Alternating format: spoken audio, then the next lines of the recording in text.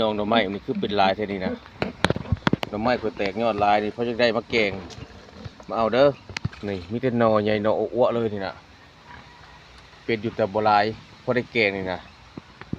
นี่งามๆเลยนี่นะผู้ใดอยากได้นี่สั่งเด้อสิเก็บให้มื้ออื่นบ่อยากแกงนี่สั่งมาพอจะได้นี่สิเก็บไปให้มื้ออื่นนี่มีแต่หน่องามนี่แตกออกคักสีนี่นะหน่อใหญ่งามแกงพี่แซ่บพี่น้อง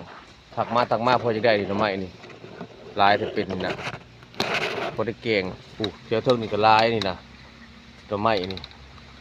แกงหน่อไม้ยามแรกมันก็สุดขนาดแหละพี่น้องเอ้ยแกงหน่อไม้ยามนี่ลายเท่านี้นะถักมาเด้อพอได้จะได้หน่อไม้มื้ออื่นเก็บให้พอได้ขากับเพนุ่มทงหนึ่งก็ได้ดอกนี่หน่อไม้มักได้หลายหนึ่งนี่